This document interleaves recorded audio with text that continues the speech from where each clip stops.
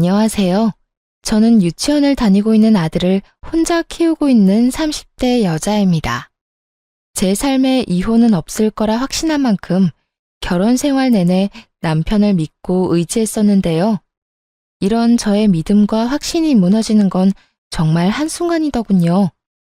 저는 남편의 외도 사실을 다름 아닌 돌이 갓 지났던 아들 덕분에 알게 되었는데요. 경악스러웠던 저의 이혼 이야기 한번 들어보실래요? 저와 남편은 결혼한 지 3년이 지나가던 부부였어요. 남편은 자세하게 밝힐 순 없으나 어쨌든 공무원이었고 전 평범한 회사원이었어요. 결혼 2년이 지나가던 시기에 임신 사실을 알게 되었고 무사히 출산을 해 눈에 넣어도 아프지 않은 아들을 품에 안게 되었어요. 문제는 육아휴직이었어요. 저희 회사에도 물론 육아휴직이란 제도가 있긴 했지만 아무래도 눈치가 보이는 상황이었고 그에 비해 남편은 육아휴직에 대해 너그러운 편이었죠. 그래서 휴직이 곤란한 저를 대신해 남편이 육아휴직을 쓰고 집에서 아들을 보살피기로 했고 전 그런 남편 덕에 회사에 눈치 보지 않고 몸만 회복하고 출근을 하게 되었던 것이었어요. 시댁에서는 이런 상황을 달갑게 여기진 않았는데 우리 가족을 보면 늘 기분 나쁜 말을 하곤 했죠. 남편이 사표를 낸 것도 아니고 그저 육아휴직을 냈을 뿐인데 꼭 저를 위해 회사를 아예 그만둬버린 것처럼 말이죠. 예로부터 남자는 나가서 일을 해야 어깨를 펴고 사는 법인데 무슨 여자가 돈을 벌겠다고 저 유난을 부리는지. 자고로 여자는 집에서 살림이나 해야지 밖으로 나돌면 안 되거늘. 에이 어머님, 요즘 집에서 그냥 쉬는 여자가 몇이나 된다고요. 요즘엔 다들 결혼하고 아기 낳아도 일 다니고 해요. 넌 내 아들 집에 들여앉히고 일 다니니까 내가 이런 말을 하는 거 아니니? 조선천지 어디에 남자가 애 본다고 집에서 있고 아녀자가 밖으로 나돌면서 돈을 번단 말이냐? 어머님, 아범이 아예 사표를 쓴 것도 아니고 육아휴직을 쓴 거라고요. 언제든 복직하고 싶으면 하면 된다고요. 그러니까 그렇게 나쁘게만 보지 마시고 이해 좀 해주세요. 어머님 저 볼 때마다 매번 그렇게 말하니까 저도 어머님 뵐 때마다 마음이 불편하다고요. 네 마음 편해지라고 나는 할 말도 하면 안 되니? 하여튼 이래서 안 되는 거다. 사회생활 좀 한다고 하늘 같은 시어머니한테 말대꾸나 해대고 말이야. 아무리 좋게 설명을 해도 끝은 매번 저 모양이니 더는 말을 섞고 싶지도 않아지더군요. 말이야 바른 말이라고 저라고 아직 엄마 손길이 필요한 아기를 두고 출근을 해야 하는 상황이 마냥 편한 상황은 아니잖아요. 물론 밖에서 사람을 만나는 저와는 달리 온종일 아기와 씨름하는 남편도 힘들겠지만 저 역시 몸도 편치 않은 상황에서 일하랴 집에 와서 살림하랴 보통 힘든 것이 아닌 상황이었죠.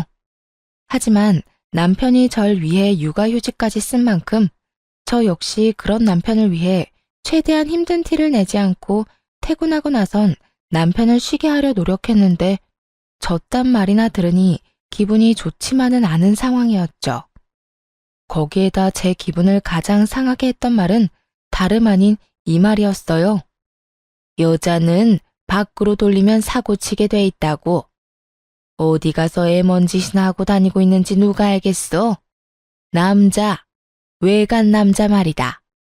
시모는 이미 제가 회사를 다니며 외도나 저지르고 다니는 여자 취급을 해댔고 저는 정말 제 몸에 카메라라도 달아서 제 치열한 하루를 보여주고 싶은 심정이었죠. 남편은 시댁에서 이런 말이 나올 때마다 이런 말을 하곤 했어요. 우리 부모님이 옛날 분들이라서 그래. 특히 엄마 사고방식이 조금 고지식해서 아마 그런 식으로 말씀하시는 걸 거야. 당신이 나가서 정말 그런 짓을 한다고 생각하는 게 아니라 그냥 말만 저렇게 하시는 것뿐이야. 멀쩡한 아들이 집에서 아기 보고 있다는 사실이 속상하셔서 하는 말이지 뭐. 그러니까 당신 너무 속상해하지 마. 마음에 담아두지도 말고 말이야.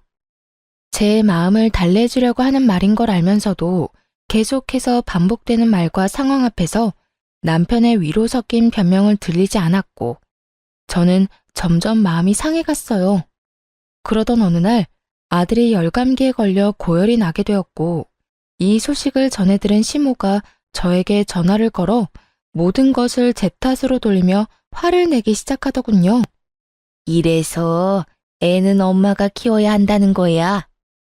애 엄마라는 게 애는 뒷전이고 밖으로 나다닌다고 바쁘니 애가 감기나 걸리지. 가뜩이나 아픈 아들을 두고 출근하는 것이 마음도 편치 않고 아들과 남편에 대한 미안한 마음 때문에 눈물을 쏟아내고 싶은 심정인데 퇴근하고 집에 돌아오자마자 저딴 소리나 듣고 있으니 그야말로 폭발을 해버리고 말았어요. 어머님은 제 아들이 눈이 간지러워서 눈만 깜빡거려도 제 탓을 하실 건가요? 애들이 크다 보면 아프기도 하고 감기에 걸리면 열도 날 수 있는 일인데 그건 애가 크는 과정인 거지 누가 잘못하고 누가 틀려서 그런 일이 일어난 게 아니잖아요. 자연스럽고 당연한 일인데 왜 그걸 제 탓으로만 돌리세요? 저도요, 회사 다니고 싶어서 다니는 거 아니고요. 회사 다니고 싶은 남편 끌어다 앉힌 것도 아니라고요. 육아휴직을 먼저 내겠다고 말을 꺼낸 사람도 육아휴직을 결정한 사람도 다 남편이니 더는 저한테 이런 식으로 말하지 마세요. 너 이때까지 이렇게 할 말이 많은데 어떻게 참고 살았니? 입이 무거운 건지 속이 엉큼한 건지 알 수가 없구나. 시모는 있는 힘껏 말을 비꼬아대며 비아냥대고 있었고 저 역시 그런 시모에게 지지 않고 제 할 말을 해주었어요. 언젠간 그만하겠지 싶어 이때껏 참았는데 계속 참았다간 아들이 다 커서 장가 갈 때까지도 잘 되면 남편 덕분 뭐 하나라도 잘못되면 제 탓이라고 할 것 같아서 더는 참을 수가 없었네요. 넌 무슨 말을 그렇게 하니? 내가 또 언제 그렇게까지 네 탓만 했다고. 남들이 들으면 크게 오해하겠어. 난 전부 너를 걱정하는 마음의 한 말이었단다.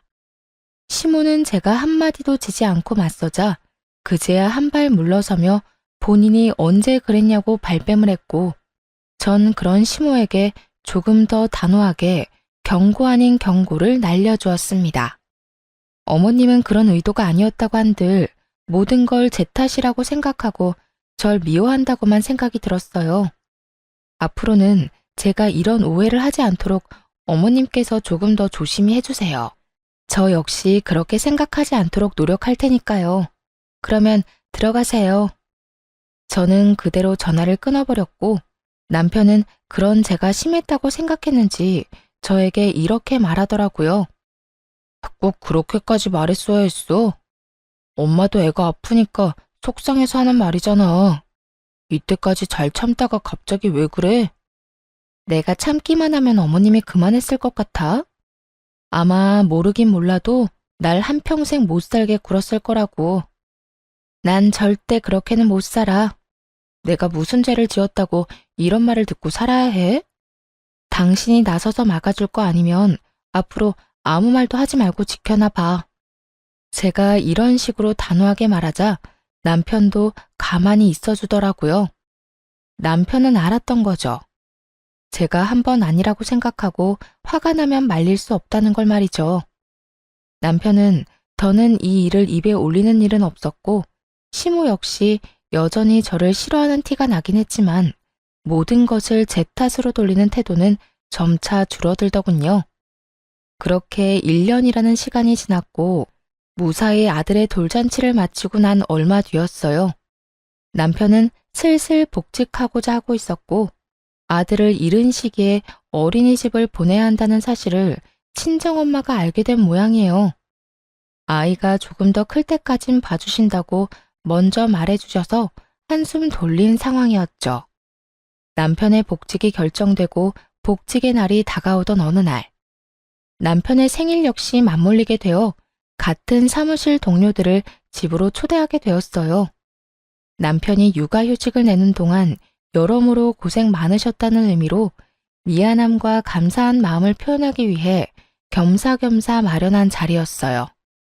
약속 시간이 되자 남편의 동료들이 집으로 찾아왔고 준비된 음식들을 먹고 있으니 낮잠에서 깬 아들이 나오더라고요. 당시 낯을 가리기 시작했던 터라 낯선 사람들의 모습에 울음을 터뜨리거나 곧장 전화 남편에게 다가가 안길 거라고 예상했던 제 생각과는 달리 제 아들은 한 여자 직원의 품으로 달려가 안기더니 이렇게 말하더라고요. 엄마! 어눌하지만 정확한 말 엄마였어요. 엄마, 아빠, 할미 정도는 할 줄 알았고 낯을 가린다는 것 자체가 익숙한 사람은 알아본다는 거잖아요. 분명 낯가림이 극에 달해있던 시기였는데 낯선 여자에게 안겨버리는 아들을 보고 있으니 참 의아하더라고요. 어머, 지혜씨가 애들한테 인기가 많나 보네. 어떻게 이 많은 사람 중에 단번에 지혜씨한테 가서 안기나? 그러게, 엄마라고 하는 말 들었지? 아기 목소리 너무 귀엽다. 지혜씨, 기분이 어때? 처녀가 한순간에 아기 엄마가 되었네. 오늘은 제가 하루 동안 엄마가 되는 건가요? 그나저나 아기가 너무 귀엽네요. 한 품에 쏙 들어오는 게 기분이 너무 이상해요. 저마다 아들의 행동을 보며 귀엽다며 까르르거리며 대화를 나누고 있었고 아들을 안고 있는 여자 직원 역시 너스레를 떨며 아들을 더 꽉 안더라고요. 거기까진 그러려니 하며 아들이 그 여자 직원이 마음에 들었나 보다 애써 넘길 수 있었어요. 하지만 정말 의아한 일은 그 뒤에 일어나고 있었죠. 아들은 그 여자 직원의 무릎에 앉아 끊임없이 그 여자 직원에게 엄마라고 하고 있었고 그 여자 직원은 당황하는 기색 하나 없이 아들을 자신의 앞에 앉히고선 익숙하다는 듯 아들을 돌보고 있더라고요. 아들이 가장 좋아하는 발바닥 주물러주기부터 해서 울다가도 바나나만 주면 뚝 그치는 아이한테 바나나까지 먹이고 있었어요. 가족이 아니라면 알지 못하는 아들의 특성을 세세하게 잘 알고 있는 여자 직원을 보며 다른 사람은 몰라도 저는 알 수 있었죠. 이 여자 분명 내 남편과 무언가가 있다는 것을 말이죠. 거기에다 그런 제 예상을 뒷받침해주듯 남편은 지나치게 제 눈치를 살피기 시작하더군요. 전 그런 남편을 보며 더욱 제 가설을 확신하게 되었고 표정 관리에 힘쓰며 무사히 식사 자리를 마무리하게 되었습니다. 손님들을 다 보내고 난 후 여전히 제 눈치를 지나치게 살피는 남편을 최대한 아무렇지도 않게 대하고 있었어요. 제 마음엔 99% 정도 그 여자가 그저 직장 동료가 아닐 거란 걸 확신하고 있었지만 혹시나 제가 큰 오해를 하고 있다면 그거 역시 그거대로 많이 곤란한 상황이 될 수 있을 테니까요. 전 표정 관리를 하며 오늘 하루 무사히 잘 넘겨 다행이라는 말을 하며 은근슬쩍 그 여직원 이야기를 꺼냈어요. 그 여자 직원 우리 아들 엄청 잘 봐주더라. 아들도 좋아하고 말이야. 덕분에 편하게 밥도 먹고 수다도 떨었네. 출근하면 고맙다고 해줘. 들어보니까 조카들이 어리다고 하더라고. 그래서 애들도 잘 보고 애들도 잘 따르고 하는가 보더라. 어찌되었든 당신이 오늘 편했다니 다행이다. 나 때문에 당신이 너무 고생하는 거 아닌가 생각했거든. 들어가서 좀 쉬어. 뒷정리는 내가 할게. 아니야, 같이 해. 혼자 언제 다 하려고 그래. 아니야. 내가 다 할 수 있어. 당신은 준비하느라고 정신 없었을 텐데 얼른 들어가서 쉬어. 내가 얼른 끝내고 들어갈게. 그래? 그러면 수고해. 남편은 묻지도 않은 직원의 가족관계까지 설명하며 저를 방으로 밀어넣으려 하더군요. 결국 남편에게 뒷정리를 맡기고 안방으로 들어와 버렸습니다. 아무리 좋게 생각해 보려고 해도 의심스러운 정황에 한참을 고민하던 저는 아기가 태어나기 전 충동적으로 구매했던 홈 CCTV 2개를 꺼내들게 되었죠. 무선으로 몰래 숨기기 좋아 보였거든요. 하나는 남편이 거실을 치우는 사이 아기 수납장 맨 위 인형들 사이에 숨겼고 하나는 남편이 자는 사이 거실에 있는 수납장 안에 숨겨두었죠. 아예 신경을 쓰지 않고 보면 아무도 눈치채지 못할 정도로 몇 번이고 확인했고 그렇게 아무 일도 아무것도 모르는 척 일상생활을 잘하고 지냈죠. 어느덧 남편의 복직 일주일 전으로 다가왔지만 그때까진 아무리 CCTV를 살펴봐도 그 어떠한 의심스러운 장면이 없더라고요. 의심스럽기는커녕 아들을 보느라 고생인 남편을 보는데 안쓰러운 마음마저 들었어요. 남편은 긴 시간 외출하는 일이 거의 없었고 해봤자 아이와 함께 잠시 단지 내에 산책하러 간다거나 아이와 외출 시간이 길다 싶으면 함께 장을 봐서 오는 듯 양손 가득 먹거리를 사들고 들어오더라고요. 그런 남편의 생활을 지켜보고 있자니 괜한 사람을 오해한 것 같아 죄책감마저 느껴지더라고요. 그런 생각이 드니 이 모든 것이 무슨 짓인가 하는 생각이 들며 집에 숨겨왔던 CCTV를 치워야겠다고 마음먹은 어느 날이었어요. 그날은 의도치 않은 야근이 생겨 저녁 10시가 넘어가도록 퇴근을 못하던 날이었어요. 남편에겐 야근 때문에 많이 늦을 것 같다고 말해놓고 아이가 잘 있는지 틈틈이 휴대폰으로 챙겨보고 있었죠. 그런데 그날따라 남편의 행동이 수상하더라고요. 평소엔 편한 차림으로 집에서 지내던 사람인데 그날따라 옷을 신경 쓴다 싶더니 이곳저곳 다니며 탈취제를 뿌리질 않나. 또 심지어는 손도 대지 않던 화장실 청소까지 하기 시작하더군요. 이불을 터는 모습이 보이기도 했고요. 정말 이상하다는 생각이 들던 그때 저녁 7시쯤 집에 누군가 찾아온 듯 했고 그 누군가는 저의 예상대로 그 여자였어요. 두 사람은 제가 없는 제 집에서 마치 신혼부부라도 되는 양 행복한 시간을 보내기 시작하더라고요. 그러면서 나누는 두 사람의 대화에 손이 벌벌 떨리더군요. 자기야, 왜 이렇게 오랜만에 왔어? 아이고, 혹시 모르잖아.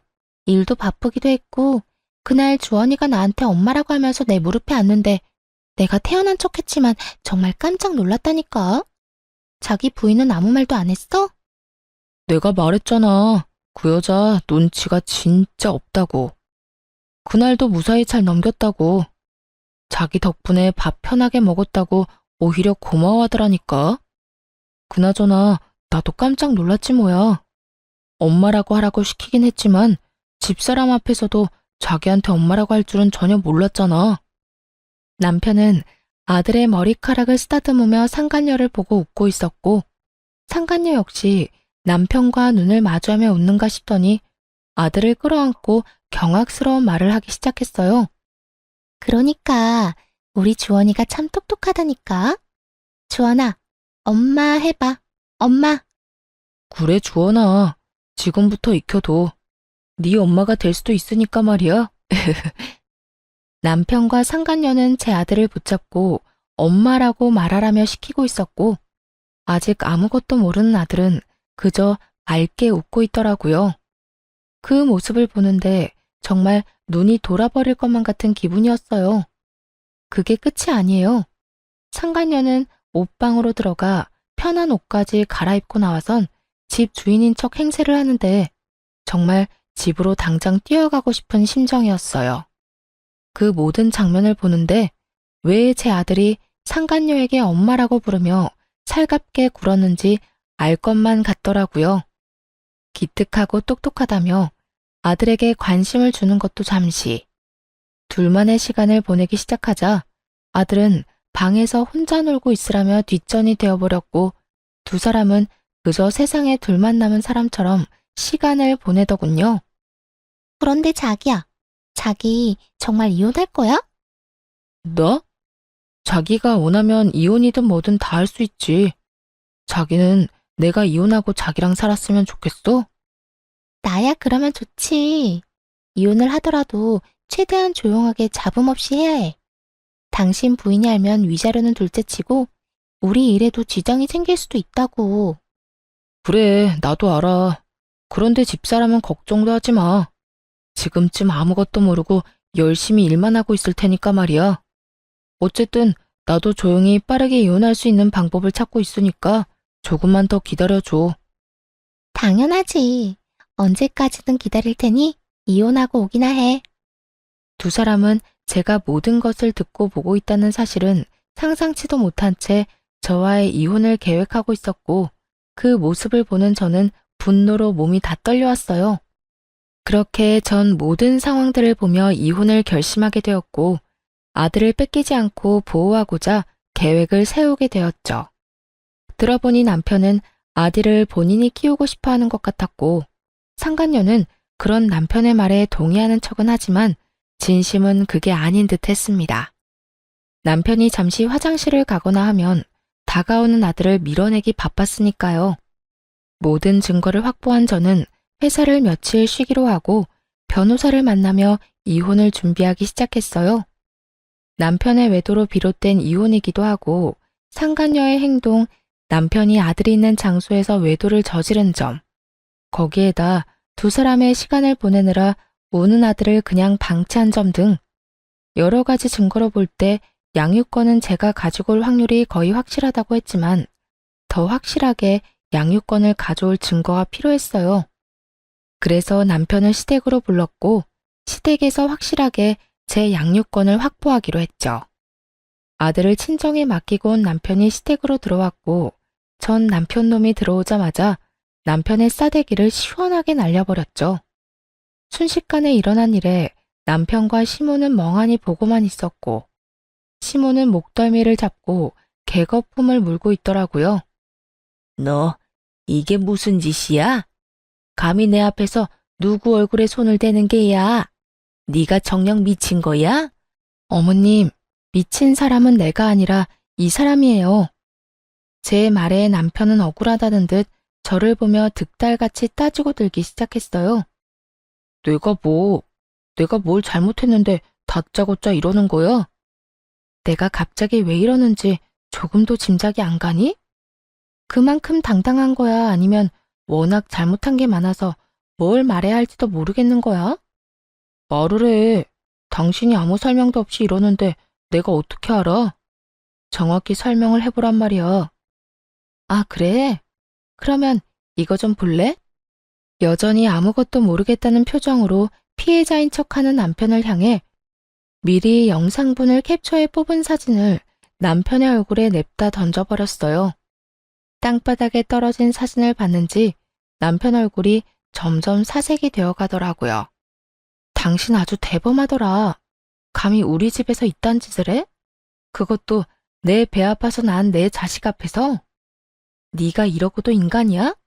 이게 아빠라는 인간이 할 짓이냐고. 차라리 애를 맡기고 밖에서나 만나서 놀아야지. 이게 도대체 뭐 하는 짓이야? 여보, 그게 아니라 내 말 좀 들어봐. 그게 아니긴 개뿔. 이미 다 듣고 이미 다 봤어. 너 나랑 이혼한다며? 최대한 조용하고 잡음 없게 이혼을 해? 누구 맘대로. 내가 너랑 이 여자 가만둘 것 같아? 저는 고함을 질러버렸고 시모는 빠르게 다가와 바닥에 떨어진 사진을 주워 들더라고요. 사진을 쥔 시모의 손이 덜덜 떨리고 있었는데 그런 손과는 달리 표정은 애써 평온한 척 연기를 하기 시작했어요. 그 상황에서도 어떻게 해서든 남편에게 불리한 상황을 만들기 싫어 악착같이 괜찮은 척, 아무렇지 않은 척, 태연한 척 연기를 하는 것이었죠. 그렇게 한참 마음을 가다듬던 시모는 태연한 목소리로 말했어요. 그래서 어쩔 거니? 애도 있는데 이까진 일로 이혼이라도 할 거니? 남자들 사회생활 하다 보면 이런 실수 한두 번은 다들 하고 살아. 남편이 바람 좀 피웠다고 이혼하면 이 세상에 나만 아는 부부가 있을 거라 생각해? 어머님 같으면 다른 여자랑 바람나서 언제 이혼할까 날짜 세고 있는 남자랑 살 수 있어요? 나 때는 다 그러고 살았다. 두 집 살림쯤은 기본으로 참고 살았어.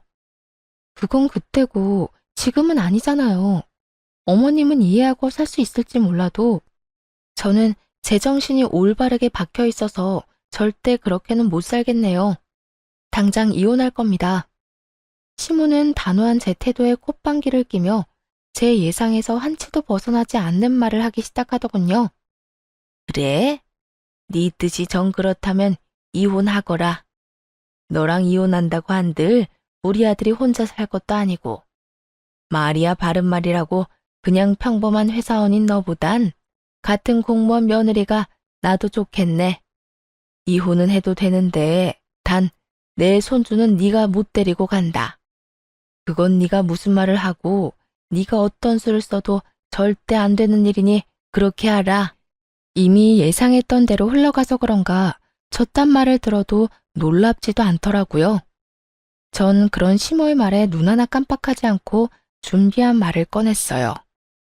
그러죠 뭐. 여자 혼자 아들 키우는 게 어디 보통 일이겠어요? 그렇게 원하신다면 제 아들 데리고 가서 잘 키워보세요. 그런데 어머님, 새며느리 될 이 여자도 과연 어머님이랑 같은 생각일까요? 나이도 어려 직업도 공무원이라 앞날이 창창한데 이혼남인 것도 모자라 애까지 있다고 하면 글쎄요. 지금은 사랑에 눈이 멀어서 앞뒤 재지 않고 이딴 짓까지 한다고 쳐도 막상 정말 이혼까지 하고 애까지 키워야 한다고 하면 그 여자가 순순히 받아들일지는 잘 모르겠네요. 뭐야? 지금 네 말은 그 여자가 내 손주를 안 키워주기라도 할 거란 말이야? 그렇잖아요. 어머님 같으면 직업도 공무원에 나이도 어린데 이혼남도 모자라 애까지 키워야 한다고 하면 그런 결혼할 것 같아요. 제가 본 게 좀 있어서 그러는데 그 여자 절대 제 아들 제대로 안 키울 거예요. 우리 집에 나 몰래 왔을 때도 남편이 화장실 가니 애는 나 몰라라 하던데요, 뭘. 이렇게 바득바득 우겨서 데려간 아들 다른 데는 맡기지는 못할 거고 그렇다고 해서 어머님이 이제 걷기 시작한 애를 도맡아 키울 수는 없을 텐데 그래도 손주가 아까워서 저에게 못 주겠다고 하면 하는 수 없죠. 제가 포기할게요. 시모는 제 말을 가만히 듣고 있더니 일리가 있다 싶었는지 순식간에 말을 뒤집더군요. 아, 아니다. 모름지기 애는 엄마가 키워야 하는 게야. 나야 물론 내 새끼 곁에 두고 보면 좋겠지만 어디 내 생각만 할 수 있니? 우리 손주를 위해서 이 할미가 포기할 건 포기해야지 뭐. 시모의 말에 남편이 나서 그럴 순 없다고 했지만 그 역시도 아들 혼삭기를 막을까 걱정됐던 시모가 득달같이 반박하고 나서주더군요. 그래도 애를 어떻게 보내? 난 내 아들이랑 같이 살 거야. 내 아들이랑 떨어져 살기 싫다고. 이 녀석아, 조용하지 못해? 애야 한 번씩 보면 되지만 넌 이혼해서 혼자 어떻게 살 거야? 한평생 외롭게 살 거야? 그건 걱정하지 마. 지혜가 우리 아들 자기 자식처럼 키워준다고 했다고. 그걸 다 믿어? 지금이야 너한테 눈이 멀어서 애가 어려도 뭐든 다 하겠다고 말하겠지만 막상 너 이혼하고 네가 아쉬운 처지 돼봐라. 그때도 네 말처럼 애 키운다고 말이 나올지. 그리고 너희 살면서 애라도 생기면 어떻게 할 거야? 여자는 제 배 아파 낳은 자식한테 손길 눈길 한 번씩은 더 가게 되는 법이야. 설마 우리 지혜 그런 여자 아니라고. 그런 여자라서 그렇게 행동하는 게 아니라 그런 상황이니 그렇게 행동할 수밖에 없다는 걸 왜 몰라 이 녀석아. 괜히 애 때문에 상황 시끄럽게 만들지 말고 그냥 넌 홀가분하게 애 주고 와서 깨끗하게 새 출발해. 시모의 반박 불가한 말에 남편은 어느새 수긍하며 고개를 끄덕이고 있었고 전 마음속으로 쾌재를 불렀습니다. 만약 그럼에도 시모와 남편이 양육권을 가지려 우겨대면 읊어주려고 미리 작성해왔던 변호사님의 자문도 주머니 속에 있었거든요. 뭐 귀찮은 일은 덜었던 것이었죠. 그래, 그러면 우리 아들 양육권은 당신이 가져. 그 대신 우리 아들 잘 키워야 한다. 정말 잘 키워야 해. 어쩔 수 없지 뭐. 그런 걱정은 하지도 마. 그래도 내가 엄만데 남보다 내가 더 지극정성으로 키우지 않겠어? 당신은 이상한 걱정하지 말고 이혼이나 잘 준비해. 그렇게 양육권 문제도 마무리되었고 그 자리에서 양육권 포기 각서도 받았습니다. 물론 양육권을 포기한다는 모든 대화 내용도 녹음을 따로 해두었고요. 양육권을 확보하게 된 저는 이혼 절차에 박차를 가했고 소장이 다 작성되던 그날 바로 이혼 서류와 상간녀 소장을 가지고 직접 남편과 상간녀가 일하는 사무실로 찾아갔습니다.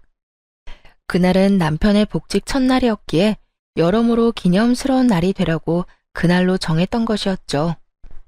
아침 일찍 사무실로 찾아가니 때마침 사람들이 다 모여 남편의 복직을 환영하고 있더라고요. 이혼도 코앞으로 다가왔겠다. 회사 복직도 했겠다. 입이 찢어질 듯 웃고 있던 남편과 상간녀는 저를 보자마자 얼굴이 새파랗게 질려가더군요. 당신 여기까지 무슨 일이야? 무슨 일은 직접 줄 게 있어서 이렇게 왔지. 이렇게 말한 저는 손에 들린 서류 봉투를 흔들었고 남편은 어떤 것임을 짐작했는지 저를 끌고 나가려고 안간 힘을 쓰더라고요. 이렇게 쉽게 끌려나가려고 그 아침 대바람부터 찾아온 것이 아니었잖아요. 전 초인적인 힘을 발휘해 남편을 뿌리치곤 남편의 얼굴엔 이혼 서류를, 상간녀의 손엔 상간녀 소장을 쥐어줬어요. 이건 당신 거고 이건 그쪽 거. 보면 알겠지만 당신한테 준 건 이혼 서류고 그쪽한테 준 건 상간녀 소장이야.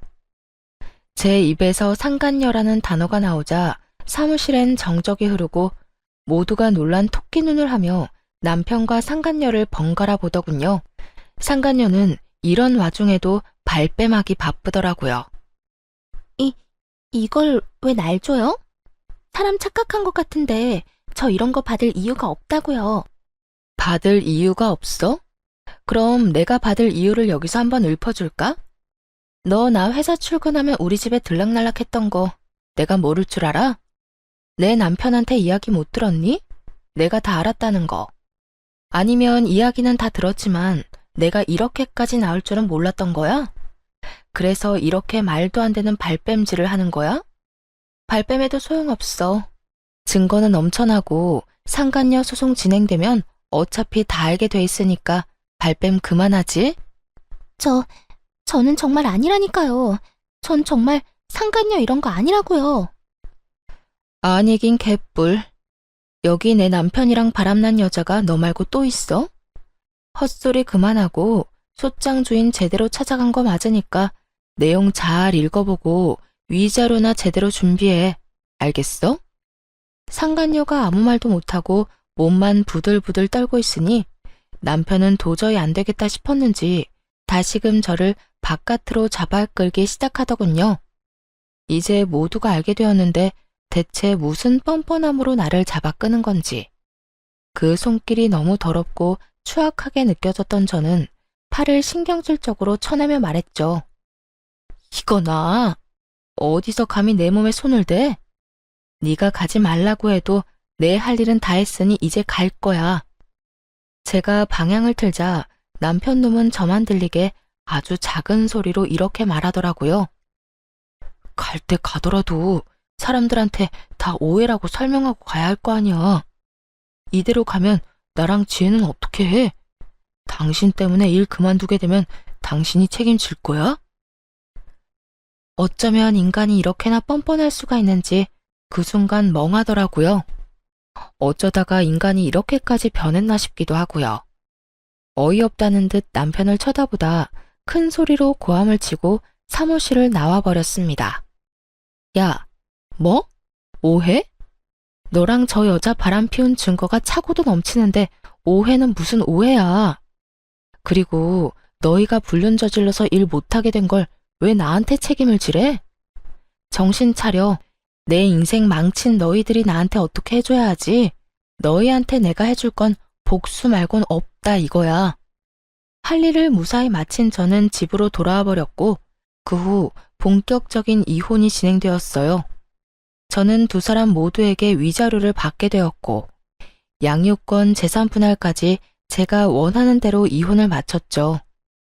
전 남편과 상간녀는 불륜 사이가 기정사실화되었고 당연히 내부 징계를 통해 힘들게 공부해서 된 공무원이란 직업을 그만두게 되었죠. 그렇게 직업만큼은 지키고 싶어 하더니 제 계획대로 다 이루어져서 얼마나 기뻤는지 모릅니다. 재판을 통해 이혼이 확정되는 날 전 남편과 상간녀가 백수 신세가 되었단 걸 알았는지 시모에게 전화가 와 온갖 악담을 퍼부어대더군요. 네가 그러고도 사람이야? 그냥 조용히 이혼이나 하면 되지. 거길 왜 찾아가서 우리 귀한 애들 백수로 만들고 난리야? 너 어떻게 책임질 거야? 우리 아들이 몇 년을 공부해서 어떻게 된 공무원인데? 네가 다 책임져. 네가 다 책임지라고. 내 진짜 개념 없는 아줌마인 건 알고 있었지만 이 정도인 줄은 몰랐네. 잘못을 했으니 그 모양 그 꼴이 된 걸 왜 나한테 책임지래요? 공무원이나 되는 양반이 불륜 저지르고 조강지쳐 버릴 생각이나 하니까 그 모양 그 꼴이 된 거라고요. 너 지금 말 다 했니? 개념이 없어? 개념은 네가 없겠지. 양육권도 넘겨줬으면 고맙다 하고 조용히 이혼해주면 다 좋았을 일을 이렇게까지 일을 키워서 내 아들 앞길까지 망쳤어야 했어? 시모는 본인이 한 말이 기억도 나지 않는 것인지 양육권을 저에게 인심 써서 넘겨줬다는 듯 말하더군요. 그 어미의 그 자식이라더니 두 사람 다 한 채의 틀림도 없이 정신을 못 차리고 말이죠. 말은 똑바로 하세요. 양육권을 준 게 아니라 혹시나 그 귀한 아들 재혼하는데 걸림돌이 될까봐 떠넘겨버린 거 누가 모를 줄 알아요? 떠넘기긴 누가 떠넘겼다고 그래? 내가 그때도 말했다시피 애는 엄마가 키우는 게 맞으니까 마음이 아파도 보낸 거였다. 어디 그 말만 했나요? 애는 홀가분하게 엄마 줘버리고 깨끗하게 새 출발하고도 했잖아요. 그 말이 네 발목 잡기 전에 보내라는 말이랑 뭐가 다른가요? 이거 봐라. 네가 이렇게 말꼬리를 물고 늘어지니 내 아들이 바람이 난 게지. 남자가 나가서 바람 피우는 데는 다 여자 때문이지 무슨 이유가 있겠니? 그러니까 너도 내 아들 욕하고 다니지 말고 네 반성이나 하면서 살아. 내가 진짜 이렇게까지 안 하려고 했는데 하는 꼴 보니 더는 못 참겠네. 이보세요 아줌마. 아줌마가 그따위로 아들을 키우니까 그 모양 그 꼴이 된 거라고요. 그리고 내 입으로 내가 무슨 말을 하고 다니든 아줌마가 무슨 상관이에요? 나한테 신경 끄고 아들하고 새로운 며느리한테나 신경 쓰고 살라고요. 그리고 그렇게 금쪽 같은 아들한테 말 좀 전해줄래요? 백수가 되었든 말든 재혼을 하든 말든 난 관심 없는데 양육비나 똑바로 잘 보내라고. 그러면 끊을게요. 그 후 얼마 지나지 않아 전 남편과 상간녀의 재혼 소식이 들려오고 저에게 위자료를 주느라 꽤 큰 돈이 나간 두 사람은 시댁에 합가를 해서 신혼 살림을 시작했다는 이야기를 들을 수 있었어요. 그렇게 2년이란 시간이 지났고 전 그 악몽 같던 날들을 잊으려 노력하며 잘 지내고 있었죠. 이사도 해버렸고 연락처도 진작 바꿔버려 더는 연이 닿을 일이 없을 거라 생각했는데 술에 취한 전 남편이 새벽에 집으로 찾아온 것이 아니겠어요? 여긴 어떻게 알고 찾아온 거야? 아, 술 냄새. 술 먹었니? 나 술 좀 먹었어. 여긴 여기저기 묻고 물어 알아냈지. 술 먹다 보니까 우리 아들이 너무 보고 싶어서 말이야. 우리 아들 잘 지내지? 술에 취한 전 남편은 아들 타령을 하며 집으로 들어오려고 했고 얼른 그런 전 남편을 밀쳐내버렸어요.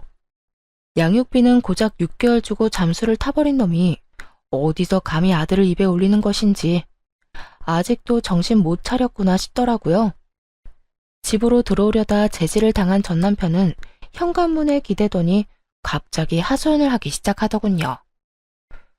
나 와이프랑 하루가 멀다고 싸운다. 요즘 같아선 이렇게 싸우려고 그 꼴을 다 보고 재혼을 했나 싶다니까. 그렇게 좋아 죽어서 아들까지 버리고 이혼했으면 보란듯이 잘 살기나 하지 싸우기는 왜 싸워? 그러게나 말이다. 내가 두 여자 사이에서 피말라 죽을 것만 같아.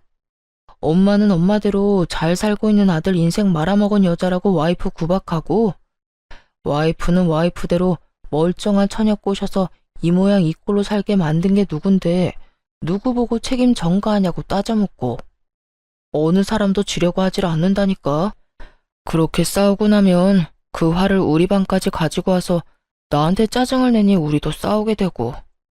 내가 요즘 정말 미치겠다. 전 남편은 웃기지도 않게 저에게 부부싸움을 한 이야기를 꺼내더군요.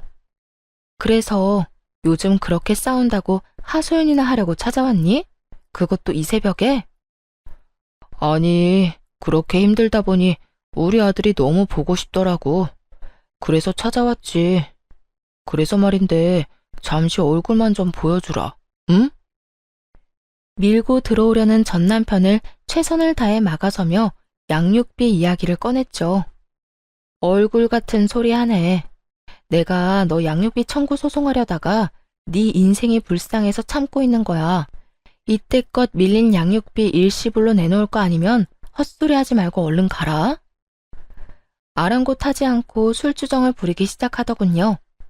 이미 정신이 나가버린 상태인 듯했고 주머니를 뒤져 전 남편의 휴대전화로 상간녀에게 전화를 걸었어요.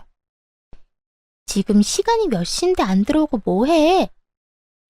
그러게, 지금 시간이 몇 시인데 네 남편 지금 우리 집 현관문 앞에 퍼지고 앉아서 술주정 부리고 있다. 얼른 와서 좀 치워줄래? 제 말에 상간녀는 노발대발하며 고함을 질러댔고 전 주소를 알려주며 그렇게 고함을 지를 시간에 얼른 와서 이 인간 쓰레기나 빨리 치우라고 해버렸죠. 그렇게 전화를 끊고 얼마 지나지 않자 임신을 했는지 배가 꽤 나온 상간녀가 화를 내며 오더라고요. 이게 도대체 무슨 일이야?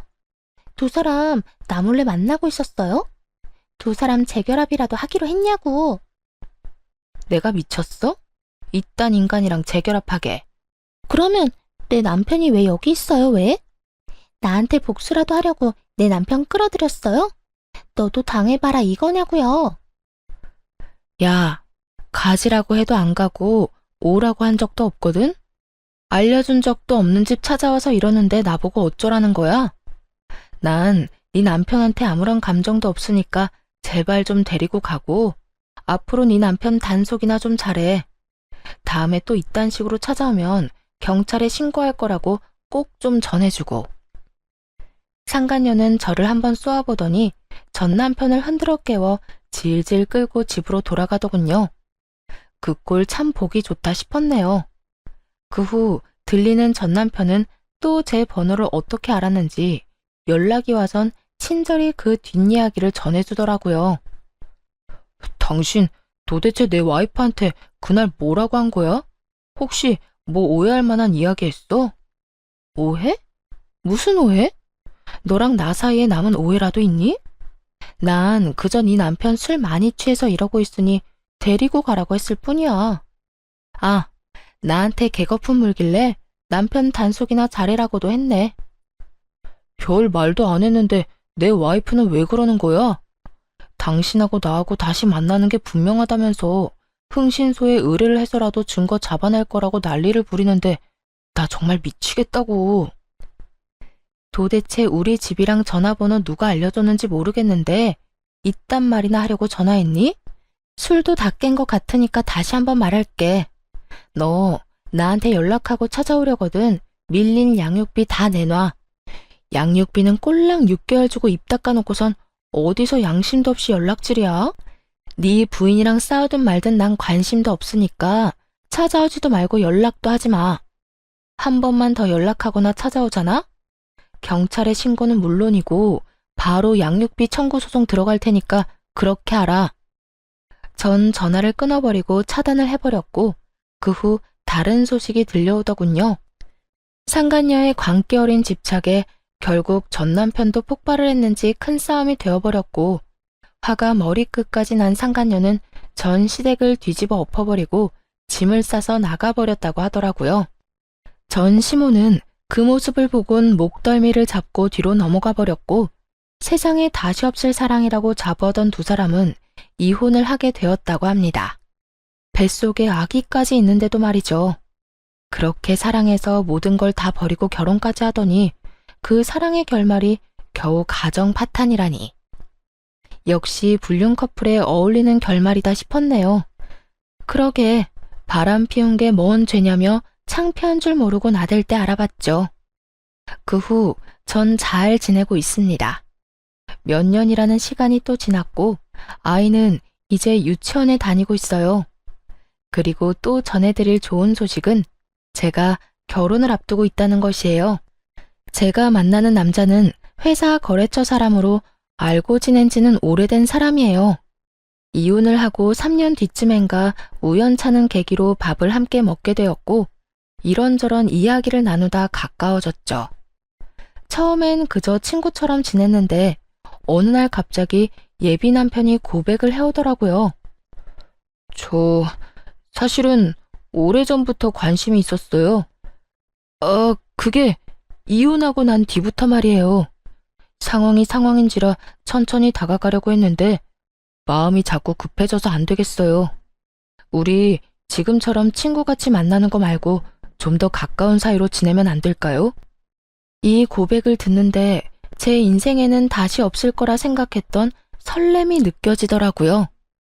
그래도 애까지 있는 돌싱녀에겐 너무 아까운 사람이라는 생각에 그저 안 된다고 밀어냈는데 그런 저를 끝까지 잡아주더라고요. 그렇게 저는 예비 남편의 마음을 받아주게 되었고 결혼까지 앞두고 있네요. 배려심도 깊고 무엇보다 제 아들을 친자식처럼 아끼고 사랑해주는 제 예비 남편에겐 남다른 아픔이 있는데요. 그건 바로 부모님이 일찍 돌아가셨다는 것이에요. 오랜 시간 사랑이 고팠던 제 예비 남편에게 저와 제 아들이 아낌없는 사랑을 주며 함께 잘 살아가 보려고 합니다. 어렵게 시작한 관계이고 힘들게 마음먹은 재혼인 만큼 더 신중하고 더 최선을 다해 살아보려고요. 다들 응원해 주실 거죠? 사실 아들을 데리고 이혼을 하게 될 때만 해도 제가 재혼을 할 거란 생각은 하지도 못했었어요. 하긴 예상하지 못한 이혼도 했는데 재혼은 못하란 법은 없긴 하죠. 어쨌든 이혼할 때까지만 해도 여자로서의 제 삶은 끝이 났고 오로지 엄마로서의 삶만 남았다고 생각했는데 그건 또 아니더라고요. 그렇다고 해서 이혼을 하고 난 후 아들과 살던 시절이 행복하지 않았던 건 아니었지만 새 사람이 되고 나니 그 행복은 배가 되어 돌아왔어요. 제가 이런 말을 하는 이유는 바로 저와 비슷한 상황에 계신 분들 때문인데요. 아이가 있기 때문에 한 번의 실패 때문에 등등 많은 이유로 새 출발을 생각도 하지 않는 분들이 많더라고요. 그런 분들께 말씀드리고 싶어요. 자녀분을 홀로 양육하고 있다는 건 그만큼 사랑이 넘치고 책임감이 있다는 뜻이고 이혼을 했다는 건 손가락질 받거나 욕먹을 일이 아니란 것이에요. 아무 잘못도 없는 우리가 한 발 내디뎌 행복해야 하는 건 당연한 거 아닐까요? 다들 행복하세요. 제가 응원할게요. 긴 사연 함께 해주신 분들 감사합니다.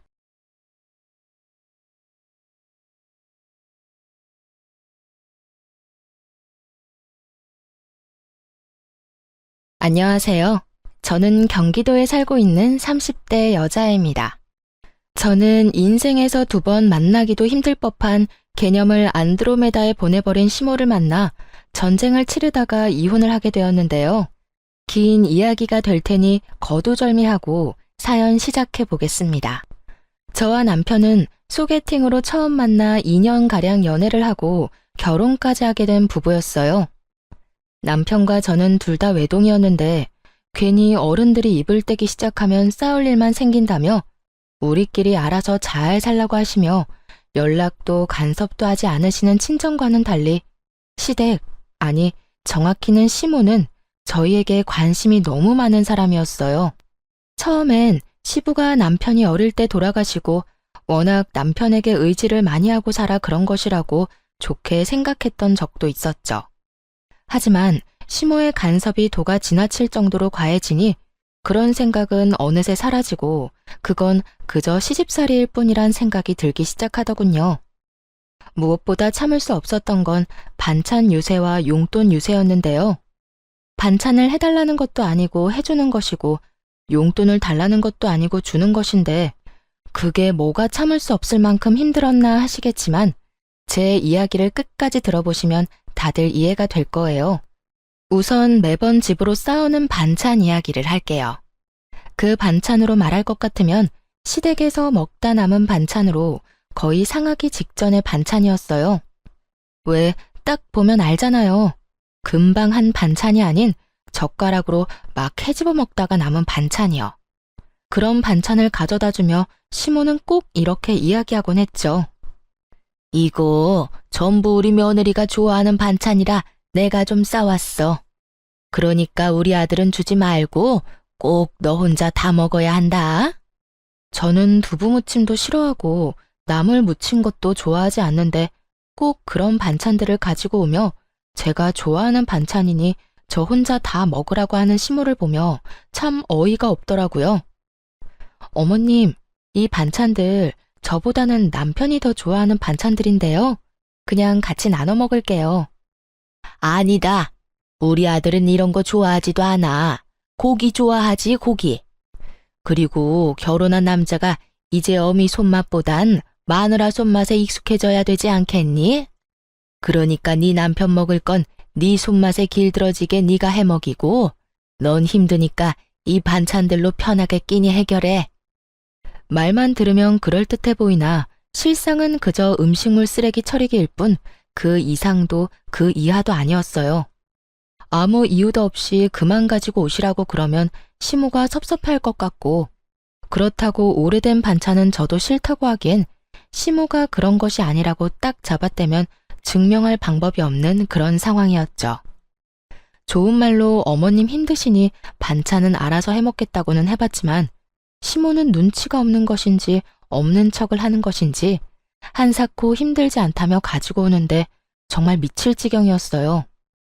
그것만 해도 짜증이 충분히 나는데 또 한 가지 용돈 유세가 남아있었어요. 시모는 한사코 괜찮다고 하는 저에게 강제로 통장으로 용돈을 주곤 했는데요. 그 금액은 적게는 10만 원, 많게는 50만 원을 주기도 했습니다. 딱 한 번 준 50만이긴 하지만요. 어쨌든 제가 알기론 남편이 시모에게 생활비 명목으로 100만 원 가까이 주고 있는 걸로 아는데 남편에게 받은 돈을 저에게 주며 온갖 유세를 다 부리고 있었어요. 물론 시모가 생활비를 받았으며 저를 생각해서 주는 용돈이라고 하면 저도 기꺼이 감사한 마음으로 시모를 대했을 거예요. 하지만 시모는 그저 그 용돈을 쥐어주며 저를 마음대로 부리고 싶어 안달이 나 있었고 그런 행동이 눈에 보이니 저 역시 시모가 주는 용돈마저 꺼려지는 것이 당연한 상황이었죠. 용돈을 보내고 난 후에는 꼭 전화가 와 돈은 잘 받았냐는 말과 함께 시댁으로 오라고 명령을 하는데 이게 도대체 뭐 하는 짓인가 싶었어요. 아가, 이번 달 용돈 보냈는데 봤니? 이번 달엔 10만 원 보냈다. 어머님, 그렇지 않아도 말씀드리려고 했는데 저 용돈 필요 없어요. 그냥 어머님 쓰시라니까 왜 또 보내셨어요? 저 진짜 필요 없으니까 어머님 쓰세요. 정 쓰실 데가 없으면 모아뒀다가 나중에 가지고 싶은 거 사시고요. 내가 이 나이에 가지고 싶은 게 뭐가 있겠니? 그나저나 너 퇴근하고 뭐 하니? 우리 집에 오거라. 네? 오늘도요? 오늘은 또 무슨 일일까요? 아, 오늘은 별건 아니고 그냥 보고 싶어서 그러지. 안 본 지 꽤 되지 않았니? 오늘이 목요일인데 월요일에도 어머님이 오라고 해서 다녀왔었잖아요. 제가 오늘 너무 피곤해서 그런데 특별한 일 아니면 다른 날 가면 안 될까요? 일주일에 2번 보면 큰일이라도 난다니? 내가 정말 보고 싶기만 해서 널 부르겠어? 이것저것 할 일도 좀 있어서 그래. 많이 피곤한 거 아니면 오늘 꼭 들리거라. 알겠어? 이렇듯 시모는 명령에 가깝게 저를 시댁으로 불러댔고 시댁에 가면 온갖 잡일을 시키기 일쑤였어요. 이를 부려먹으며 하는 말이 있기도 했죠. 내가 너 좋아하는 반찬도 해주고 용돈도 매달 주는데 이 정도는 해줄 수 있지? 내가 힘이 없어서 그래. 좋게 좋게 생각하는 것도 하루 이틀이지. 이렇게 살 바엔 정식으로 청소 도우미 업체에 취직하는 게 더 나을 거란 생각마저 들 때도 있었죠. 거기에다 시모의 집안 정리를 해줄 때 봤던 반찬을 그대로 저희 집에 가지고 온 시모를 보며 더는 이대로는 안 되겠다는 생각을 하게 되었습니다. 그날 전 시모에게 저녁을 먹고 가라고 했고 시모는 하는 수 없다는 듯 그러겠다고 하더라고요. 어머님, 식사하시고 가세요. 이제 곧 저녁 시간이기도 하고 어머님 집에 가면 혼자 드셔야 할 텐데 오늘은 여기서 식사하시고 가세요. 그래? 그러면 그럴까? 난 혼자 먹는 게 더 편하고 좋긴 하지만 네가 그렇게 말하면 먹고 가지 뭐. 전 일부러 시모가 한 반찬들로만 밥상을 차려버렸고 저만 먹이려고 했던 시모의 계획과는 달리 다 함께 그 오래된 반찬을 먹어야만 하는 상황이 되어버렸던 것이었죠. 전 아무리 시모에게 한 방 먹이기 위함이라곤 하지만 그 반찬들을 먹고 싶지 않았기에 미리 손을 써 입맛이 없다며 밥을 물에 말아 먹기 시작했어요. 그런 저를 보며 시모는 이러지도 저러지도 못하고 있었고 남편은 그저 엄마 반찬에 신나 반찬들을 열심히 집어먹기 시작하더군요. 우와, 이게 다 뭐야? 전부 우리 엄마 반찬 아니야? 오랜만에 엄마가 한 음식 좀 먹어볼까? 시모가 말릴 새도 없이 남편의 젓가락질이 시작되었고 한참을 쩝쩝거리며 반찬을 집어먹던 남편은 갑자기 이상한 소리를 내며 입안에 반찬들을 뱉어내기 시작했어요. 맛이 이상한데? 다른 건 긴가민가 했는데 이 꼬막은 완전 상한 것 같아, 엄마. 남편은 척 보기에도 상태가 심상치 않아 보이는 꼬막 무침을 뒤적거리며 이상하다고 연신 툴툴대고 있었고 시모는 꼬막 반찬을 비롯해 식탁 위의 반찬 모두를 치우며 이상한 변명을 해대기 시작하더군요. 아무래도 오는 길에 좀 상했나 보다. 원래 반찬이란 게 그래.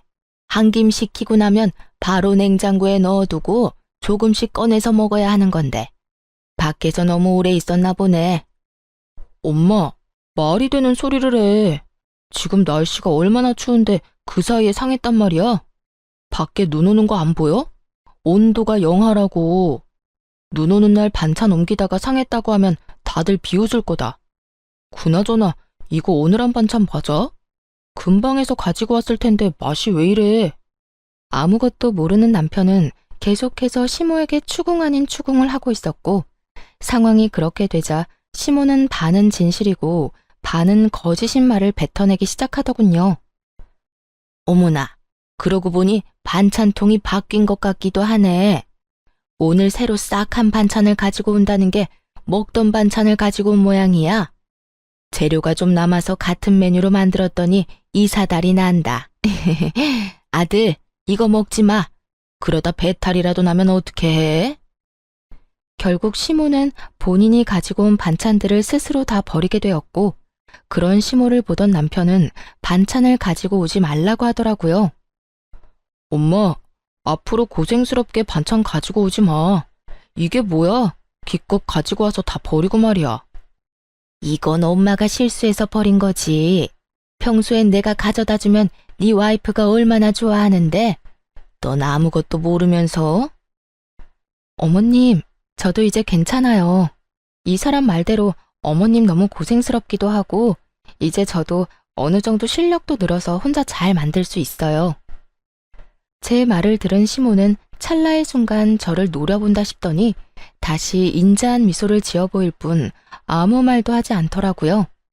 전 그 침묵을 긍정으로 알아들었는데 그게 아니었더군요.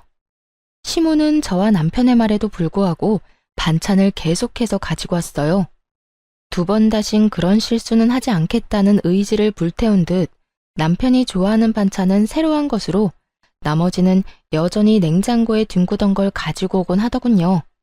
그 정성으로 취미생활이나 가지지. 이게 뭐 하는 짓인가 싶은 순간이 한두 번이 아니었어요. 시모의 그런 행동이 계속되자 결국 전 남편에게 솔직하게 말하기로 했습니다. 여보, 당신이 반찬 좀 가지고 오지 말라고 다시 한번 말해주면 안 돼? 엄마 또 반찬 가지고 왔어? 아, 진짜 힘들게 가지고 오지 말라니까. 그런데 당신은 우리 엄마가 반찬 가져다 주면 좋은 거 아니야? 왜 가지고 오지 말래? 솔직히 당신은 편하고 좋잖아. 반찬 걱정 안 해도 되고 말이야. 편하기는 무슨. 당신 정말 몰라서 물어? 어머님이 가지고 오신 반찬 대부분 오래된 반찬이잖아. 저번에 당신이 반찬 지적하고 난 후엔 당신이 좋아하는 반찬은 새로 해오는데 나머지는 여전히 냉장고에 뒹굴던 반찬들이라고. 제 말을 들은 남편은 저를 이상한 눈으로 보며 득달같이 따지고 들더라고요. 뭐? 당신 무슨 말을 그렇게 해? 당신 말대로면 우리 엄마가 우리 집에 음식물 쓰레기라도 갖다 준다는 말이야? 쓰레기라고 하기엔 뭐하지만 오래된 게 맞긴 해. 내가 어머님 집 청소하러 갔을 때 본 반찬을 그대로 가지고 왔더라니까. 메뉴도 그대로였고 심지어 통도 같았다고. 그만해라 진짜. 당신 그렇게 안 봤는데 진짜 실망이다. 어떻게 우리 엄마 호의를 그딴 식으로 몰아갈 수가 있어? 당신 이것밖에 안 되는 여자였어? 그러면서 엄마가 준 용돈은 좋다고 받고 있다며? 남편은 화를 내며 그 빌어먹을 용돈 이야기를 꺼내더라고요. 남편은 마치 제가 용돈을 달라고 졸라서 시모가 하는 수 없이 준다는 듯 말하고 있었고, 그 모든 건 시모의 입에서 나온 거짓말이란 걸 전 알 수 있었죠. 어머님이 그래? 내가 그 용돈들을 좋다고 받고 있다고? 뭐 용돈만 주면 입이 귀에 걸려서 청소도 해주고 빨래도 해준다고 하더구먼. 난 당신이 그렇게 속물인 줄 몰랐잖아. 어떻게 사람이 그래? 진짜 웃긴다. 그까짓 용돈 달라고 한 적도 없고 받아서 기분 좋았던 적도 없거든? 용돈은 아무런 대가 없이 그냥 주는 게 용돈 아니야? 당신 신경 쓸까봐 이때까지 아무 말도 안 했는데 용돈 주신 날은 특히 더 심하고 다른 날도 툭 하면 퇴근하고 오라고 나 불러서는 이 일 저 일 닥치는 대로 일 시킨다고. 그러면서 꼭 용돈도 주는데 이 정도는 할 수 있지? 이러신다고. 내가 무슨 시급받고 청소하러 다니는 것도 아니고 그게 뭐야. 어머님이 당신한테 뭐라고 했는지는 모르겠는데 난 단 한 번도 용돈 받았다고 기분 좋아서 가서 일해드린 적 없어. 그저 어머님이 용돈 준 값은 해라는 듯이 일을 시켜댄 것 뿐이지. 당신 아까부터 진짜 말 이상하게 한다. 우리 엄마가 상한 음식이나 갖다 주고 용돈 준다는 유세를 부리면서 당신을 부려먹기라도 한다는 말이야? 우리 엄마가 그런 사람으로 보여? 그런 사람으로 보는 게 아니라 어머님이 그런 식으로 행동을 하잖아. 난 있는 사실 그대로 당신한테 말했을 뿐이야. 그만해. 막말로 우리 엄마 같은 시어머니가 어디 있다고? 사람을 그런 식으로 몰아가냐? 며느리가 힘들까봐 반찬해줘. 용돈 받아 쓰는 사람이 그 용돈 아껴서 며느리한테 용돈도 줘. 당신이 배가 불러서 그래. 복에 겨워서 그딴 말도 안 되는 소리를 하는 거라고. 어느새 남편은 화를 내고 있었고 저 역시 그런 남편을 보며 점점 화가 나고 있었어요. 보니까 당신은 정말 몰라서 그런 말을 하는 것 같은데 잘 봐. 이 나물 반찬들 보고도 그런 말이 나와? 딱 보면 모르겠어. 오늘 한 반찬이면 아니 하다못해 어제 한 반찬이라도 이렇게까지 흐물흐물하고 물이 이렇게나 많이 생기진 않아. 다른 것도 마찬가지고. 거의 다 흐물흐물. 물에 며칠씩 담가뒀다가 뺀 애들처럼 힘이 없잖아. 금방 한 반찬은 절대 이렇지 않아. 이건 분명 냉장고에 굴러다니던 오래된 반찬이라고. 아, 됐어. 그렇게 미덥지 않으면 앞으로 우리 엄마 반찬에 손도 대지 마. 다 내가 먹을 테니까 당신은 손도 대지 말라고. 언성을 높이며 화를 내던 남편은 시모의 반찬을 억지로 입에 쑤셔 넣기 시작했고 표정이 좋지 않은데도 불구하고 끝까지 맛만 좋다고 하며 씹어 넘기더라고요. 고집을 넘어 아집을 부리는 남편을 보며 말리고 싶은 마음도 없었던 전 그저 남편을 보고만 있었죠. 결국 그날 새벽 남편은 배를 붙잡고 뒹굴다 응급실에 실려가게 되었어요. 남편은 식중독으로 판명되었고 남편이 새벽녘에 응급실을 다녀왔다는 이야기를 들은 시모가 집으로 득달같이 찾아와서 저에게 화를 내더라고요. 본인 반찬으로 이런 일이 일어난 것인데 미안하다고 하기는커녕 도리어 화를 내는 시모를 보는데 얼마나 어이가 없었나 모릅니다. 너, 내가 그 반찬들은 너 먹으라고 했지? 왜 우리 아들을 먹여서 이 사단을 만들어? 적반하장이라고 저에게 화를 내는 것도 어이가 없는데 그 상한 반찬을 왜 제가 먹지 않고 남편을 먹였냐고 따져 묻는데 화가 폭발하고야 말았습니다. 말 참 이상하게 하네요. 그 음식물 쓰레기를 저는 먹어도 되고 어머님 아들은 먹으면 안 되나요? 굳이 한 명이 먹어야 한다면 피 한 방울 섞이지 않은 제가 아닌 핏줄인 어머님 아들이 먹는 게 맞다고 생각하는데요. 뭐야? 음식물 쓰레기라고 했니? 네, 음식물 쓰레기요. 저 다 알고 있어요. 어머님이 저 먹으라고 가져다 주는 반찬들 적어도 일주일씩은 어머님 냉장고에서 굴러다니다 가지고 오는 거잖아요. 매번 어머님이 불러서 갈 때마다 다 봤거든요. 다 봤다는 제 말에 시모는 얼굴이 지나치게 붉어진다 싶더니 붉어진 얼굴을 들이밀며 우겨대기 시작하더군요. 며칠이 되었든 냉장고에 있으면 다 괜찮아. 다 괜찮고 먹을 수 있는 음식이니 갖다 준 것뿐인데 그게 뭐가 문제라고 시어미가 준 음식을 음식물 쓰레기 취급이야? 다 괜찮고 먹을 수 있는 음식인데 왜 남편은 절대 못 먹게 하는 건가요? 그리고 그 먹을 수 있는 음식을 먹은 남편은 왜 저러고 누워 있을까요? 그것도 식중독이라는 판명까지 받고 말이죠. 식중독이라는 말이 나오자 시모는 더욱더 당황하며 말까지 더듬기 시작하더군요. 그러면서 한다는 변명을 듣고 있자니 정말 기가 막힐 지경이었죠. 그건 단순히 운이 좋지 않았을 뿐이야. 우리 아들이 회사 생활 때문에 힘들어서 컨디션이 좋지 않았을 수도 있고, 왜 피곤하고 그러면 면역력도 떨어지고, 그럴 땐 음식도 조심해야 하니까 그럴 수도 있는 거지. 무슨 말을 하든 제 말은 다 틀리고 본인 말이 다 맞는다고 우겨대는 시모와 더는 어떤 말도 섞고 싶지가 않더라고요. 정확히는 저를 음식물 쓰레기통 취급이나 하는 시모를 더는 시모 대접해주고 싶지 않았어요. 그러면 그런 걸로 치고 저는 먹을 수 있는 반찬이든 말든 다 필요 없으니 앞으로 반찬 가지고 오지 마세요.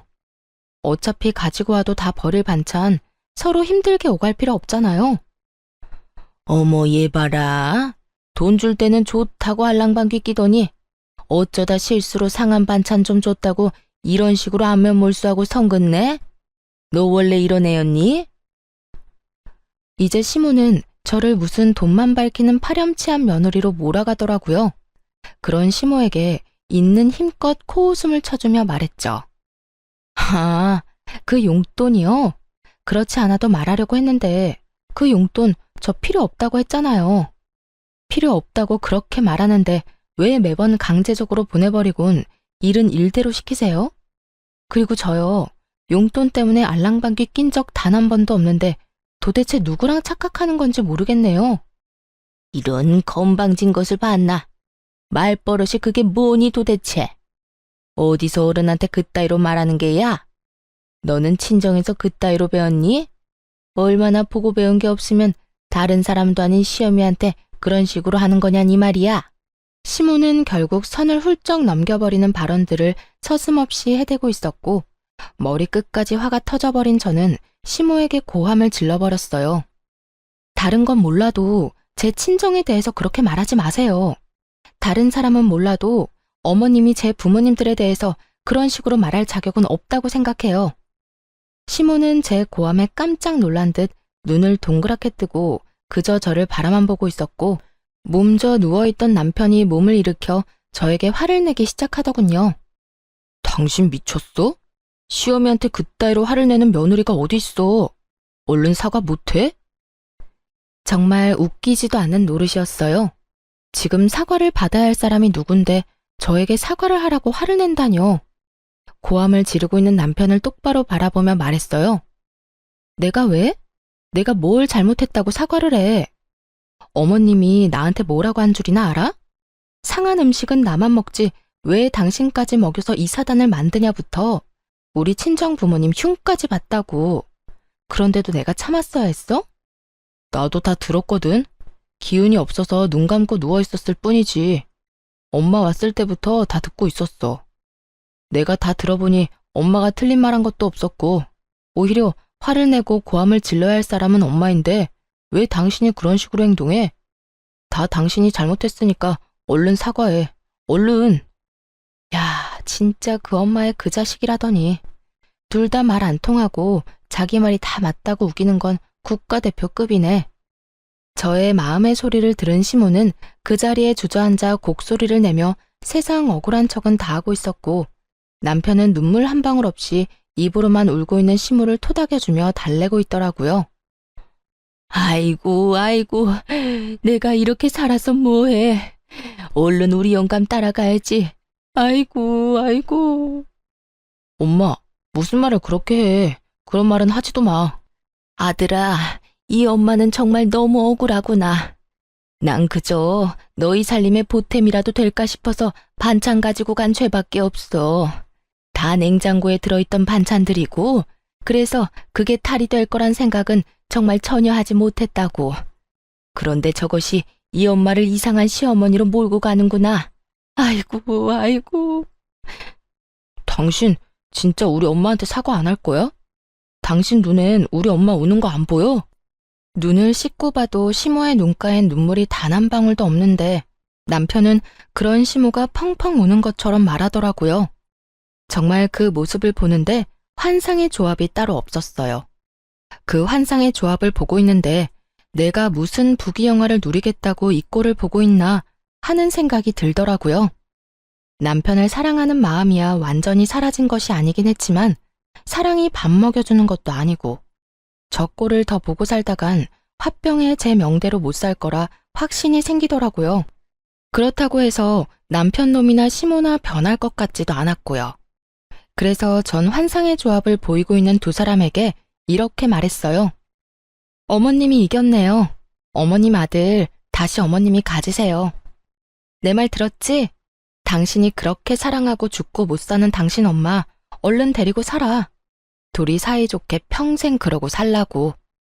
제가 그렇게까지 말했는데도 상황 파악이 전혀 되지 않은 남편놈은 오히려 저를 비웃으며 이렇게 말하더라고요. 지금 이혼하자는 말이야? 병원은 내가 다녀왔는데 아프기는 당신이 아파? 뭐 이딴 일로 이혼 이야기가 나와. 그렇게 우리 엄마한테 사과하기가 싫어?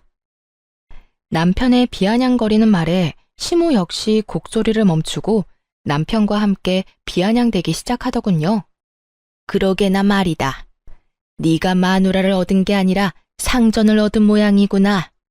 이까진 일로 참을성 없게 이혼 이야기부터 꺼내는 거 보니 네 사회생활도 참 안 봐도 뻔하구나. 어찌 돼 내가 그렇게 참을성도 없고 어른 공경할 줄도 모르고 앞으로 나한테 배울 게 많겠어. 이혼하자는 말에 비웃는 남편이나 자신에게 배울 것이 많을 것이라는 시모나 어이없기는 매한가지였어요. 여전히 부둥켜 안고 있는 두 사람이 어찌나 꼴보기 싫던지. 난 있잖아. 이런 상황에서 마누라는 뒷전이고 무조건적으로 자기 엄마만 감싸는 인간이랑 더 이상 살 생각 없거든? 그까지 사과하는 게 뭐가 힘들다고 이혼 이야기까지 나오겠어. 난 사과하기 싫어서 이혼하는 게 아니라 그냥 당신이랑 더는 살고 싶지 않아서 이혼하자는 거야.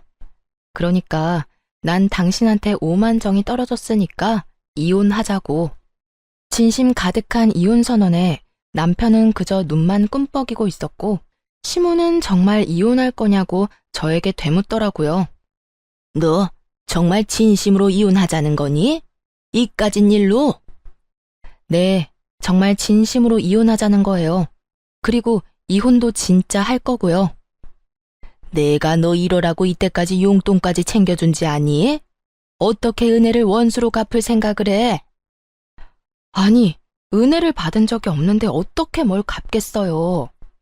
그리고 말이 나왔으니까 하는 말인데 그 푼돈 한 푼도 안 쓰고 다 가지고 있으니까 다 돌려드릴게요. 계좌로 바로 보낼 테니까 그 돈으로 다른 거 하지 말고 꼭 음식물 처리기나 사세요. 뭐야? 또 그리고요. 이때껏 그까지 푼돈이나 주면서 저 종부리듯 부려먹은 대가는 위자료로 받을 테니 어머님도 위자료 준비하고요. 위자료 이야기까지 나오자 남편과 시모는 그제야 상황의 심각성을 깨달았는지 한 발 물러서 저를 달래려고 애쓰더라고요. 아가야, 이까진 일로 무슨 이혼이니? 그리고 위자료라니? 내가 너한테 뭘 그렇게 잘못했다고 위자료까지 달라는 거야? 그래 여보. 당신 지금 너무 흥분해서 말이 막 나오는가 본데 일단 조금만 흥분을 가라앉혀보자. 심호흡부터 크게 해봐. 얼른, 나 따라 해보라니까. 심호흡 같은 소리 한다. 그 좋은 심호흡은 이혼 소장 보면서나 해. 난 당신들이 뭐라고 하든 이혼할 거니까. 마지막까지 이혼을 선언한 저는 두 사람을 차례대로 집에서 내쫓아버렸고, 다음날 남편 혼자 찾아와 저를 달래는 척을 하며 가스라이팅 하려고 하더라고요. 모든 것이 다 제 잘못이라고 주입을 시키려고 말이죠. 여보, 오늘은 기분이 좀 어때? 화는 좀 가라앉았어? 어제 쫓겨났던 거 잊었어? 어제 쫓겨났으니 오늘은 와도 된다고 생각했나 본데 그런 거 아니거든? 이혼하자는 내 말 잊었어? 여보, 내 말 잘 들어봐. 어제는 우리 엄마도 잘못한 것이 맞지만 당신도 화가 많이 난 상태였잖아. 물론 우리 엄마가 처음에 잘못했지. 가지고 오지 말란 반찬 굳이 가지고 와서 식중독까지 걸리게 만들었으니 말이야. 그런데 식중독은 당신이 걸린 게 아니고 내가 걸린 건데 당신이 그렇게까지 화를 내니 나도 엄마도 좀 감정이 격해지더라고. 그러다 보니 당신도 언성이 높아졌고 말이야. 아무리 화가 났다고 해도 당신이 며느리인데 그런 식으로 하는 건 아니잖아. 예의 문제 아니야? 그래서 난 엄마한테 사과를 하라고 한 거였지. 어찌되었든 어른이잖아. 그리고 따지고 보면 잘못한 것도 없었고 말이야. 말은 청산유수다 싶었네요. 어찌나 그럴듯하게 개소리를 하는지 하마터면 넘어갈 뻔했지 뭐예요. 개소리를 짓거리는 남편에게 찬물을 시원하게 던져주며 말했어요. 어디서 가스라이팅질이야. 뭐? 어른? 예의? 잘못한 게 없어? 지나가던 개미가 다 웃겠다, 야. 넌 네 엄마가 해온 반찬 먹고 응급실까지 실려가고도 느낀 점이 없어? 그래도 네 엄마가 아무 잘못이 없다고? 네 엄마도 네 엄마지만 너도 참 너다. 찬물 뒤집었으니 어때? 정신이 바짝 들지? 그 바짝 든 정신으로 이혼 준비나 잘해. 네가 날 찾아와서 뭐라고 하든 이혼할 거니까 앞으로 찾아오지 말고. 전 남편을 또다시 내쫓아버렸고 아들이 그런 꼴을 당하고 쫓겨났다는 사실을 알았는지 시모에게서 전화가 오더군요. 전 말을 섞고 싶지도 않아 전화를 무시해버렸고 통화가 되지 않으니 문자가 쏟아지더라고요. 얼마나 고마웠나 모릅니다. 반찬을 증거로 제출할 수도 없는 노릇이고 시모가 저에게 했던 짓을 어떻게 증명하나 했는데 시모는 친절하게도 문자로 어떤 잘못을 저질렀는지 다 나열해 주더라고요. 몹쓸 물거나, 네가 감히 내 아들한테 물을 뿌려? 내가 널 가만둘 줄 알아? 이럴 줄 알았으면 내가 너한테 상한 반찬이 아니라 더한 걸 가져다 줬어야 했는데 그걸 못한 게 후회가 다 되는구나. 나한테까지 위자료를 청구한다고? 오래된 반찬 좀 가져다 준 걸로 위자료 청구가 될 것 같아? 내가 널 집으로 좀 불러서 일 좀 시켰다고 위자료 청구가 될 것 같냐고? 그저 일주일에 두세 번 불러서 청소 빨래 같은 거 좀 시켰다고 위자료 청구가 될 것 같으면 대한민국 시어머니들은 다 거짓골이 될 거다, 이 고약한 거사. 이 뒤로도 시모에게선 괘씸하다는 듯 욕설이 가득한 문자들이 왔고 덕분에 전 남편뿐 아니라 시모에게까지 위자료를 받으며 이혼을 하게 되었습니다. 상한 반찬이야 그냥 뒤로 버리면 되고 주는 용돈 감사히 잘 받아서 쓰면 되지 무슨 이혼까지 하냐고 하는 분들도 계시겠지만 쓰레기통 취급받는 기분이라 이미 감정적으로 많이 지친 상태였고 충돌이 일어나기 전까진 나름대로 최선을 다해 정성과 마음을 쏟았던 터라 더는 미련도 없더라고요. 거기에다 응급실까지 다녀온 전 남편이 금요한 그 꼴로 시모 편만 들고 나서니 더는 가망이 없다고 생각하기도 했고요. 그렇게 이혼을 하고 난 후 전 생각보다 더 빨리 일상을 찾아가고 있었어요. 제가 그렇게 일상을 찾아가는 사이 전 남편 역시 곧 재혼할 것 같다는 이야기가 들리더라고요. 전 시모가 나서 새로운 며느리감을 찾고 있다는 소식과 함께 전 남편은 그저 전 시모의 꼭두각시처럼 엄마가 시키는 대로 살고 있다는 이야기를 들을 수 있었죠. 그 후 1년하고도 6개월이 지났고 잊고 지냈던 전 남편에게 갑자기 연락이 왔더라고요. 한번 봤으면 한다고요. 처음엔 그냥 무시할까 싶기도 했는데 도대체 무슨 말을 하려고 만나자고 하나 싶어 나가게 되었어요. 그런데 재혼을 해서 행복함으로 가득해야 할 전 남편의 몰골이 너무나도 형편이 없더라고요. 그보다 더 형편이 없는 건 전 남편의 태도였어요. 저를 보자마자 인사도 없이 하소연을 하기 시작하는데 이게 무슨 경우인가 싶더라고요. 여보, 나 진짜 여보 생각 너무 많이 나더라. 나 재혼했다는 소식은 들었어? 나 당신하고 이혼하고 엄마가 소개해준 여자랑 8개월 연애하고 재혼했는데 사는 게 아니었어.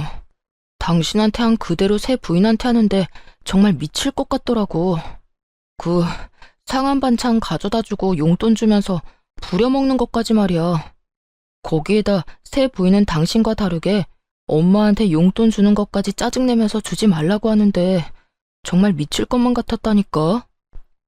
들어보니 전시모는 저에게 했던 그대로 상한 반찬과 원하지도 않는 용돈을 주며 유세란 유세는 다 부려댔고 그 사이에서 전 남편은 죽을 지경이었다고 하더라고요. 제가 그렇게 말할 땐 콧방귀나 끼며 자기 엄마 그런 사람 아니라고 박박 우겨대더니 이제 와서 제 말이 다 맞는다고 우는 소리나 하는 전 남편을 보고 있자니 정말 웃음밖에 안 나오더라고요. 내가 말했지? 당신 엄마 이상하다고. 그땐 그렇게 아니라고 하더니 왜? 2번 당해보니 내 말이 다 맞다 싶어? 같은 일이 또 반복되고 2사람 다 똑같은 말을 하니까 그제야 당신 말이 다 맞았다 싶더라고. 이게 끝이 아니야. 내가 용돈을 줄이니까 화가 난 엄마가 새 부인 골탕이라도 먹이고 싶었는지 싸운 반찬 다 먹을 때까지 집에 안 간다고 난리를 부려서 결국 먹게 됐거든? 와이프는 빨리 돌려보내고 싶은 마음에 이상해도 참고 그냥 밀어넣은 거지. 그때 나처럼 말이야. 그런데 그게 잘못돼서 병원에 실려가고 결국 유산까지 해버렸지 뭐야. 임신한 사실을 몰랐어. 집사람이나 나나. 여기까지만 해도 입이 벌어지게 충격적인데 더 과간인 이야기가 전 남편의 입에서 흘러나오더라고요. 그런데 거기에서 내가 아내 편을 들었어야 했는데 너무 대역죄인으로 몰리는 엄마가 너무 불쌍한 거야. 그래서 나도 모르게 엄마 편을 들어버렸어. 내가 그런 식으로 나오니까 집사람도 화가 나서 이혼하자고 하고 그래서 결국 나 또 이혼당했어. 나 이제 진짜 어떡해? 있는 돈 없는 돈 탈탈 털어서 이리저리 위자료 다 주고 나니까 돈도 없고 결혼은 2번이나 했는데 아내도 없고 이게 뭐냐고.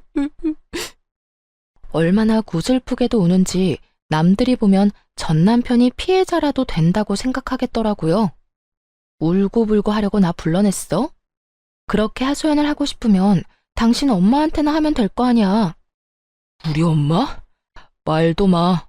이러는 와중에도 위자료 한 푼 안 보태주더라.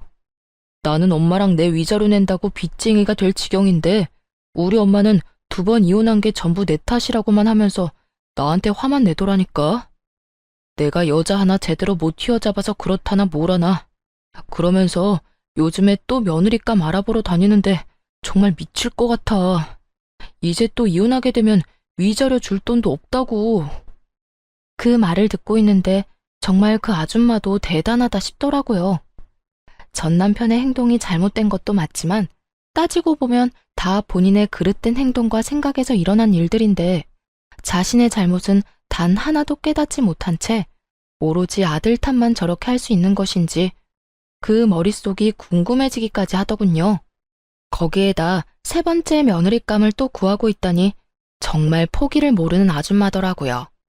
이런저런 생각에 빠진 저는 아무 말을 하지 않았는데 전 남편이 눈치를 보며 다시 입을 열더라고요. 당신 말이 다 맞았어. 진작 당신 말 좀 들을 걸 그랬어. 그래서 하는 말인데 여보, 우리 다시 재결합하는 거 어때? 순간 저는 제 귀가 잘못된 것인 줄 알았어요. 이때껏 새 부인 이야기와 전 시모욕을 그렇게나 해대던 전 남편의 입에서 재결합이란 단어가 나올 거란 생각은 전혀 하지도 못했으니까요. 뭐? 재결합? 너 미쳤니? 아니, 뭘 그렇게 과격하게 반응해. 당신은 나랑 이혼하고 한 번도 재결합 생각해 본 적 없어? 나는 당신 생각 많이 하고 후회도 많이 했었어. 돌이켜보니까 당신만큼 나 생각해주고 나 사랑해준 여자도 또 없더라.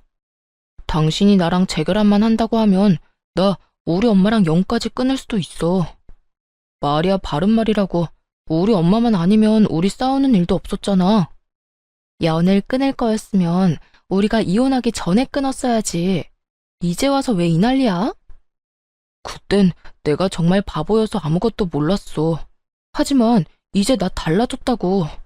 그러니까 여보, 우리 다시 잘해보자. 내가 앞으로 정말 당신한테 잘할 거고, 엄마가 무슨 말을 하든 어떤 행동을 하든 연락하지도 않고 받지도 않을게. 정말이야. 각서도 쓸 수 있어. 전 남편은 테이블 위로 제 손을 잡으려고 시도했고, 그런 전 남편의 손을 쳐내며 따끔하게 말해줬어요. 야, 제발 정신 좀 차려. 두 번째 결혼도 쫄딱 망쳐서 이혼까지 하고 온 것도 모자라 빚쟁이 주제에 또 누구 인생 망치려고 재결합을 입에 올려? 네 인생은 어차피 망했으니까 네 사랑 엄마나 붙잡고 살아. 다른 사람 인생 망칠 생각 말고. 당신이 만약 또 누군가를 만나 재혼이라도 하잖아? 그러면 또 똑같은 일이 생겨날 건 자명하고, 그러면 또 당신은 이혼하게 될 거라고. 당신이야 당신 엄마 때문에 그런 일을 당하는 거지만 상대방 여자는 무슨 죄야? 그러니까 제발 혼자 살아, 혼자.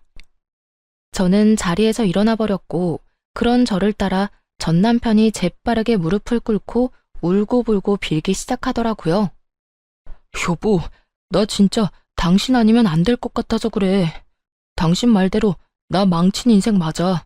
그런데 당신만 돌아와 준다면 이 망친 인생도 회생이 가능할 것 같다니까. 아니, 같은 게 아니라 나 다시 일어날 수 있어. 내가 어떻게 혼자 살아. 아니, 엄마랑은 더는 못 살겠다고. 그러니까 사람 하나 살리는 셈 치고 나 좀 받아주면 안 될까? 너 하나 살리겠다고 내 인생을 버리라고? 내가 미쳤어? 난 죽었다 깨어나도 마마보이랑 엮이기 싫으니까 두 번 다시 나한테 연락도 하지 마. 또 연락하면 그땐 정말 가만 안 둬?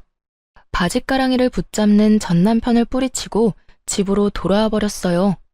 그렇게 정말 끝이라고 생각했죠. 그런데 한 달쯤 지났을까요? 이번엔 전 시모에게서 연락이 오더라고요. 너 혹시 우리 아들이랑 같이 있니? 전화를 받자마자 대뜸 한다는 말이 이 말이었는데 그 순간 정말 얼마나 황당했는지 모릅니다. 내 아들도 아닌데 왜 나한테서 아들을 찾아요? 이제 나랑 아무런 연도 없는 사람이란 거 잊었어요? 우리 아들이 마지막으로 만나러 간다던 사람이 너여서 그래. 그날 이후 우리 아들이 사라졌다고. 아들 회사에 찾아가도 사표 낸 지 한참 됐다고 그러고 전화를 해봐도 없는 번호라고 그래. 너 정말 모르니? 정말로 모르는 거 맞니? 들어보니 전 남편은 저를 만나고 난 후 시모에게 돌아가지 않고 잠적을 해버렸다고 하더라고요. 그 후 회사도 그만두고 연락도 다 끊어버렸다고 하고요. 오죽했으면 자신을 키워준 부모를 버렸을까 싶다가도 영 끊고 살겠다는 말 한마디 할 자신이 없어서 몰래 도망치듯 떠났을까? 참 끝까지 한심한 인간이더라고요. 정말 모른다니까요. 그리고 나 이제 그쪽 며느리 아니거든요.